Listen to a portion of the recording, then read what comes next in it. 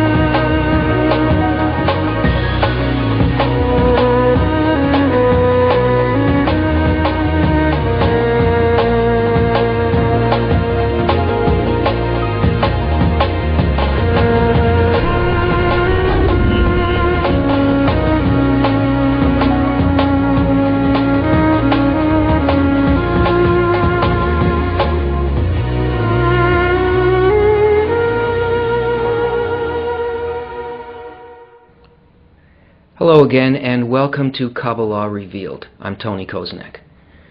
You've heard us speak several times about the ladder of ascent from our current perceptions, limited perceptions of reality, to all the way up the 125 levels until a person reaches equivalence of form with the Creator. We can't explain each and every one of these steps, but it's important to know, in general, where a person is aimed at, where we are supposed to go, what the attainment really consists of. And Bala Salam, in his introduction to the study of the 10 spheres, the 10 Sephirot, covered a lot of very important fundamental information. One of the things that he talks about is the states that a man can be certain that he will go through in the attainment of this higher perception. He breaks it down into 5 states. And within these 5 states there are many levels, and this accounts for the 125 that's spoken of in the ladder. Let's take a look at what a person can expect to experience. And by doing that, we will also be able to see something about a very important component in the study of Kabbalah, that is, why Kabbalists study in a group, where that exists on the path, why it's there, and how it helps us attain the states that are outlined here. So here they are laid out on a graph. Here are the states that we go through on our path back to the source of our soul. In the physical world, we find that there are 2 major states: double concealment, and then when we pass through that, single concealment. At the end of that state, there is the barrier between the physical and the spiritual world, and the first state that we enter in the spiritual world is a state of correction. Now, I'm going to explain these to you. After we go through that, we find that there is the first revelation, a high level of contact with the Creator's nature, and then finally, second revelation, the conclusion of the path and the reaching of equivalence of form with the Creator. Let's take a look at what double concealment consists of.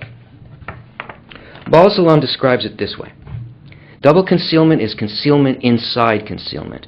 In this state, the person doesn't even feel the opposite side of the Creator, cannot perceive anything as coming from him. He feels that the Creator has abandoned him, disregards him completely. He attributes suffering to destiny and blind nature. Being confused by the Creator's attitude towards him, the man loses faith.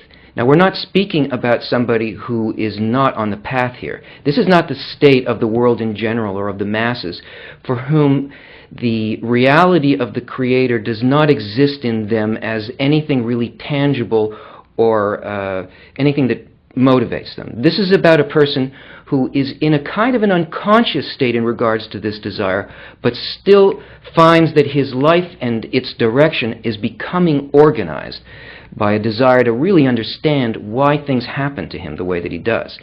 So that a person feels that there is a creator, but that he's abandoned, that's already a relationship, and it's already the beginning of a desire. That's why we call it the beginning of a path. And it says that he loses faith. So Baal Salam describes what the visceral sort of experience is for the person. When the person prays about his misfortunes and he performs good deeds, he receives no response. That is, he's trying to have a relationship with the Creator, but it's based on his confused understanding. He makes a movement towards the Creator. After he stops praying, he suddenly receives an answer. So in his first action, according to his understanding, nothing. Creator's not there. Abandoned me. When he stops, he begins to feel comfortable in his will to receive. He receives an answer. In other words, the suffering that he had is kind of mitigated by the fact that he's stuffing himself with self-satisfaction. He says, then as the person begins to believe in divine providence and corrects his actions, he's ruthlessly thrown back. So, as he progresses on the path, the response from above that a person feels is a complete rejection. That is, a loss of faith. And this is a force happening towards the person who wants to be on the path. But this is the way that it's felt by the person. And he stops believing, and he commits evil deeds.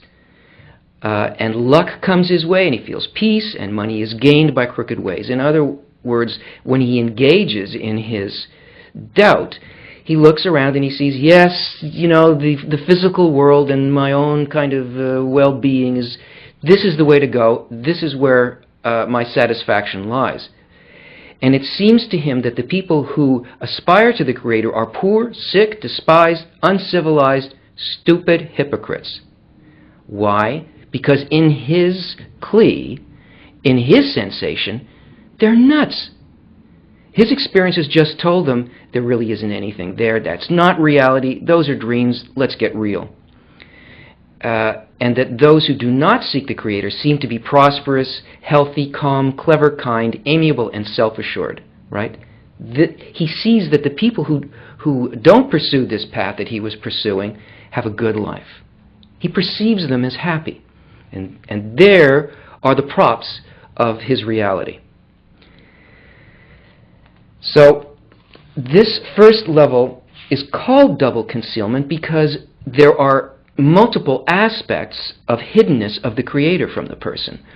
Both whether or not the actions that are occurring in the person's life, the desire to meet with the Creator, and the fact that they're thrown back and cannot sense the Creator, whether the Creator is the author of that, because this person becomes confused and believes that the source of those problems are the people around him, himself, society, all of that stuff. And he also doesn't understand why that's happening. So the Creator is hidden to him within his sensation by two screens, in a sense, by two veils. And this is a period in which a person reincarnates. That is, everything that happens on the physical level, and all their development is an unconscious development, even though they're trying to get on the path. When a person moves through this and finally goes through these stages to a point where they begin to perceive something else, that is, the upper force draws them through this process, and through unconscious evolution and physical incarnations into an incarnation where they will now begin to work with a method that will allow them to actually enter spirituality and remove one of the veils. And Baal Salam describes this state, which is called single concealment, this way. The Creator is concealed. He manifests not as absolutely kind, but as one who brings suffering. In other words, the person is certain that the Creator is the author of everything that occurs in life. But the only thing that he can feel from the Creator in regards to his path is that he brings him a lack and what he calls suffering. So he doesn't understand the Creator's intention, though the reality of the Creator's sovereignty is clear to the person. The person seems to see the opposite side of the Creator since he only receives suffering from him. He nevertheless believes that everything that comes to him comes for a reason, and that the Creator treats him this way to punish him for his evil actions or to lead him to goodness. Thus he strengthens his faith in the Creator's supervision. So he doesn't know, is this coming to advance me, or is this coming to punish me because of my inadequacies, my sins, and this idea? This is where the confusion lies. He doesn't understand the attitude of the Creator in the things that occur. And the visceral description, how the person's reality is set up, is that this person is sick, he's poor, and he's despised by people, he's anxious, and nothing seems to be right in his life. He now sees that his situation is not as good as the people around him, that is, as he perceived people in double concealment. That he finds himself constantly lacking something. He doesn't relate to people in the same way. Nothing is working right because his primary desire to connect with the Creator is very confused. Now here, this is what you find when people have run out of satisfying the first 5 desires, which is what happens unconsciously in double concealment. That's when the point in the heart appears. And that's also the time when a person discovers Cabala. That is, they discover that there is a method of having a direct connection with the Creator and understanding Him. And so they become exposed to, it seems maybe just by happenstance, they turn on the television and they watch a program about Cabala and their point in the heart starts to pulse. Or they go to a lecture, or they pick up a book in a bookstore, and they begin to get this information, that this is actually possible, and they begin learning a method. Now this is called a period of preparation, because during this time, a person makes the kinds of inner changes that are conscious.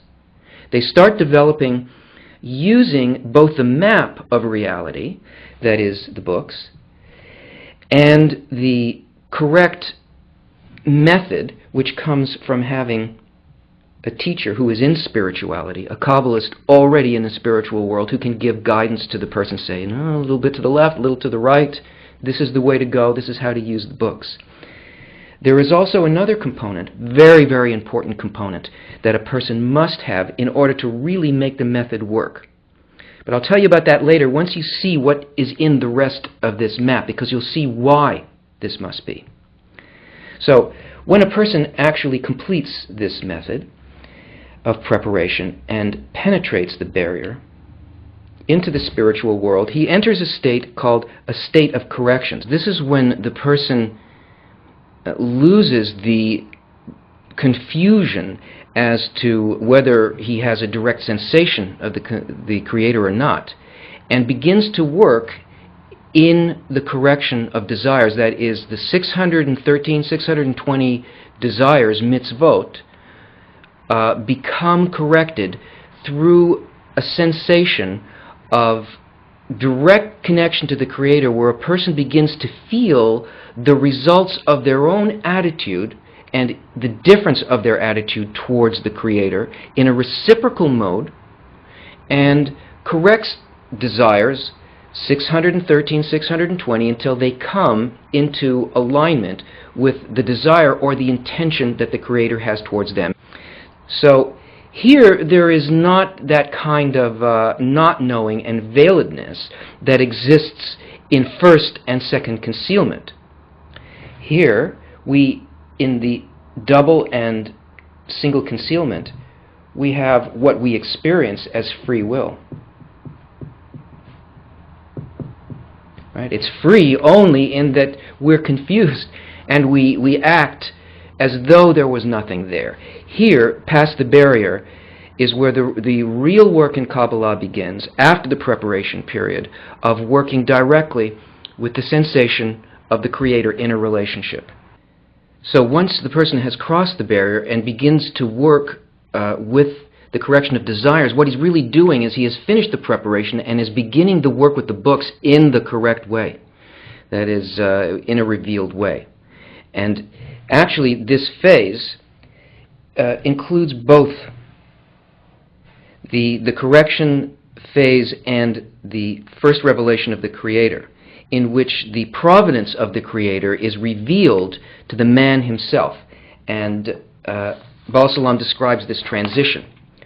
Although in concealment, the person's faith in the Creator's rule over the world grows stronger. This leads him to the books, which he receives the light of correction from, and an understanding of how to strengthen his faith in the Creator's rule. And when his effort to believe in the Creator's providence reaches sufficient measure, allowing the light of correction to influence him, he becomes ready for the Creator's rule over him in the state of revelation. The Creator reveals himself to all of his created beings as the good and kind one in accordance with their desires. In other words, the person begins to feel not what he felt as free will through his ego, but as a result of his desire to connect with the Creator, he feels one and the same thing as the intentions of the Creator. It is revealed to him, so that gap, which we call free will, is removed and experienced as a fulfillment, not as a challenge. And he describes it this way, what is viscerally in that. The person feels the Creator's goodness, peace, constant satisfaction, earns enough money without effort, knows no doubt or ailments. He's respected and successful. When he wishes for something, he prays, and it is immediately received from the Creator. The more good deeds he performs, the more successful he becomes, and vice versa. The less good he does, the less successful he becomes. What does he mean by this?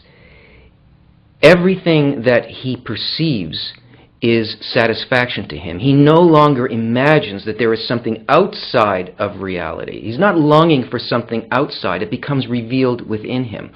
And the person sees the providence of the Creator towards him, understands it both that he's the author of it, but also why everything occurred. What happens here is that a person is functioning above time and space, so that everything that has happened before this point becomes changed. He sees not only the future, as we like to think about people who can see beyond time and space. His corrections don't only move ahead into the future, but all of his past becomes corrected as well. That is, he understands everything that occurred in the unconscious level in double concealment, and even before that, the things that befell him, so to speak. All of those events that he felt as empty or bad, where he was mistreated by the Creator or by people, all of this disappears from him, and he understands precisely why this occurred towards him. And he can feel this in a direct relationship. When he's completed that, there is another stage, an even more refined and sublime stage, of the second revelation of the Creator. That is, not only does he feel the Creator's providence over him, he feels it towards all creatures. He has exactly the same attitude, sees precisely what the Creator sees, wants what the Creator wants, feels what the Creator feels, and can see how this affects the totality of reality.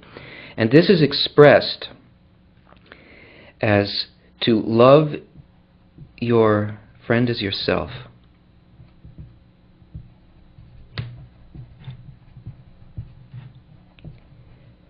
To love your friend as yourself. And by experiencing love your friend as yourself, that veil is removed and the person achieves love your Creator. Now, this is very important because this is the goal. And by seeing this, we can understand what a person needs here in the preparatory stage. Here, in order to reach this state, a person has to begin developing a method that deals with that state. The state of love your friend as yourself. The state in which everything is interconnected and functions just for the purpose of the fulfillment of the whole. Now, that's not possible just by reading books by yourself or taking direct instruction from a Kabbalist in spirituality. This is where a person makes the transition and creates a point of true free will by creating their environment. They need a group. They need to build an environment that will allow them to simulate this final state and to understand that the books and the teacher and the events of life need to be measured inside of what we call a game or a simulation. Kabbalists study together within a group with very, very defined goals. This is the goal: the adhesion with the Creator and love your friend as yourself. But if a person tries to achieve this kind of relationship with the Creator and all of life without having the correct environment, it's a completely moving target. Our egoism will always play tricks on us, because in relation to the Creator, how do we know really where we are with the Creator? How do we know what His responses are like to us when we're in this stage of concealment? If we want to go out of concealment, His real attitude towards us must be revealed. And so Kabbalists study together and work together in a group so that they can learn the control systems of what it is that they want to reach. It's just like when you train a pilot. You stick a pilot into a simulator. What's really in the simulator? It's a box.